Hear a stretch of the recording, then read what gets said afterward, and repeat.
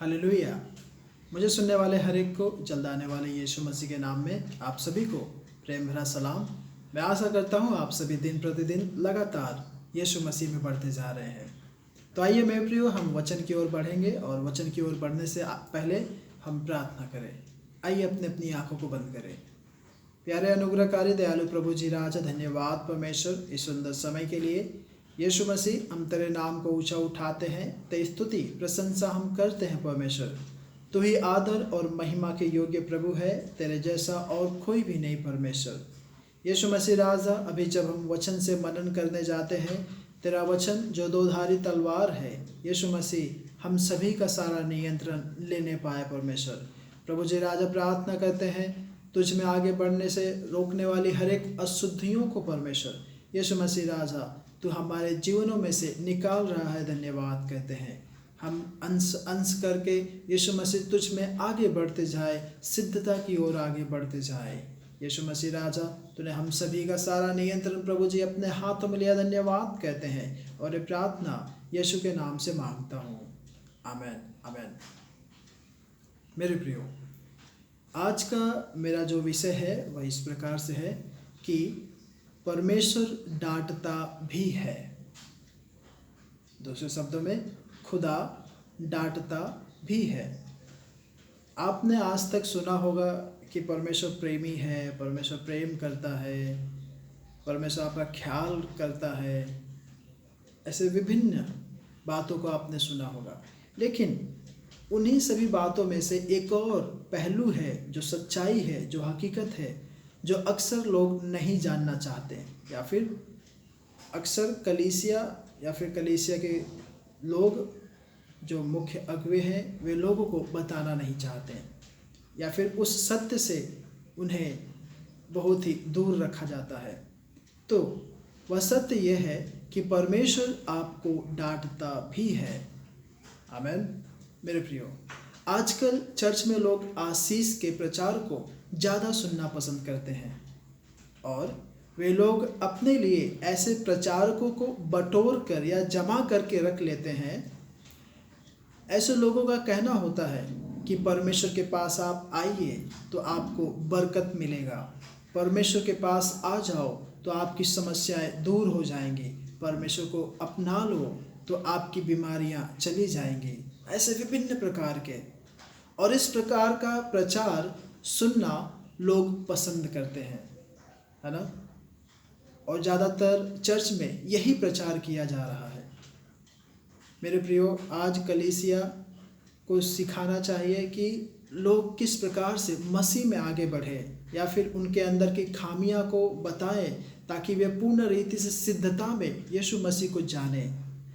अपने अंदर की हर एक छोटी मोटी कमी घटिया को वे बताएं, वचन से बताएं, ताकि कलीसिया परमेश्वर के सिद्ध देह में आगे बढ़े।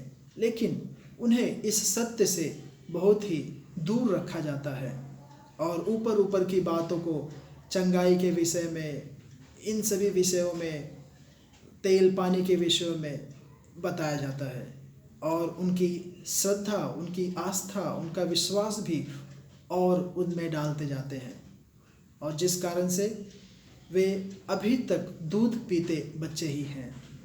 मेरे प्रियो, दूसरा तिमुथियुस अध्याय 4 आयत 3 और 4 में इस प्रकार से वचन कहता है, क्योंकि ऐसा समय आएगा जब लोग खरा उपदेश सह न सकेंगे, पर अपने कानों की खुजली के कारण अपनी अभिलाषाओं के अनुसार अपने लिए उपदेशक बटोर लेंगे, और ये सत्य की ओर नहीं बल्कि वे अपने कानों को ऐसी बातों की ओर फेरेंगे जो कथा कहानियों पर, यानी कि सत्य के ऊपर नहीं, कथा कहानियों के ऊपर वे सभी मन लगाएंगे। वचन ऐसा कहता है, और अपने कानों को सत्य से फेर कर कथा कहानियों में जो हकीकत में है ही नहीं, इन सभी बातों पर वे मन लगाएंगे। लेकिन मेरे प्रियो, असली प्रचार क्या है? असली प्रचार, इस बात पर आप जरा गौर करिए मेरे प्रियो। अगर आपसे परमेश्वर प्रेम करता है तो परमेश्वर आपकी ताड़ना भी करेगा, परमेश्वर आपको डांटेगा भी, परमेश्वर आपकी परीक्षा भी लेगा, क्योंकि वह हमारा पिता है।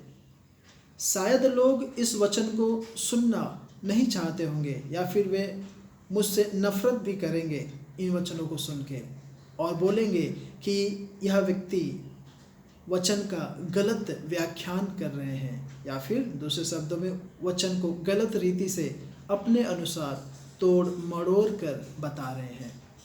मेरे प्रियो, आप भले से ही इन सभी बातों से अवगत रहें, लेकिन बाइबल जो सत्य है, जो बहुत ही स्पष्ट रूप से कहती है, मेरे प्रियो, मैं आपको बताना चाहता हूँ, जो व्यक्ति, जो कलीसिया के अगुवे या पासवान या लीडर्स या विश्वासी, कोई भी जो आपको इन बातों से अवगत कराते हैं, या फिर परमेश्वर के पास आ जाओ, आपकी गरीबी चली जाएगी, आपका सब कुछ ठीक हो जाएगा, परमेश्वर के पास आ जाओ, आपको बहुत सारे पैसे मिल जाएंगे, मैं कहता हूँ ऐसे लोगों से आप बातें ना करें, या फिर ऐसे लोगों की बातों को आप ना माने, बल्कि इन सभी लोगों को तो सेवा ही नहीं करनी चाहिए। मेरे प्रियो, परमेश्वर के पास आप आएंगे तो परमेश्वर आपकी ताड़ना जरूर करेगा। क्यों? क्योंकि परमेश्वर आपसे बहुत प्यार करता है। परमेश्वर आपको डांटेगा क्योंकि परमेश्वर आपसे बहुत प्यार करता है। परमेश्वर आपको बहुत पसंद करता है, इसलिए यह सब परमेश्वर करेंगे। और मेरे प्रियो, जैसा कि एक सांसारिक पिता अपने पुत्र को इसलिए ताड़ना करता है कि वह सुधरे, वह आगे बढ़े, उसके जीवन का, उसके ज़िंदगी का एक लक्ष्य हो, एक मुकाम हो, ठीक इसी प्रकार से मेरे प्रियो, परमेश्वर भी हमसे प्रेम करता है और वह हमें ताड़ना भी देगा, हमें डांटेगा भी, क्योंकि वह नहीं चाहता कि हम गलत संगति में पड़ें। मेरे प्रियो, यदि आप नीति वचन अध्याय 3 आयत 12 आप पढ़ेंगे, वहाँ पर स्पष्ट रूप से लिखा है, क्योंकि यहोवा जिससे प्रेम रखता है उसको डांटता है, जैसे कि बाप उस बेटे को जिसे वह अधिक चाहता है। मेरे प्रियो, परमेश्वर के पास आप जब आएंगे, जब हम उसको अपना पिता मान लेते हैं या पिता बना लेते हैं, तब वह अपने पुत्र की ताड़ना भी करेगा या फिर ताड़ना करता है, क्योंकि परमेश्वर भी चाहता है कि उसकी संतान गलत संगति में ना जाए।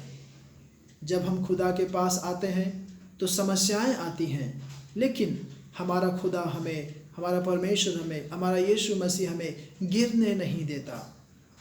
अगर खुदा को कबूल किया है तो खुदा के पास आए। अगर आपने यीशु मसीह को ग्रहण किया है तो आप यीशु मसीह के पास आए। तो समस्याओं से डरना मत, कैसी भी समस्याएं हो। जब खुदा आपकी ताड़ना करे तो भागना मत। आप अपना रणभूमि, अपना मैदान छोड़कर मत जाना, क्योंकि परमेश्वर डांटता भी है और उसी को डांटता है मेरे प्रियो, जिससे वह परमेश्वर प्रेम रखता है, जिसको परमेश्वर अधिक चाहता है।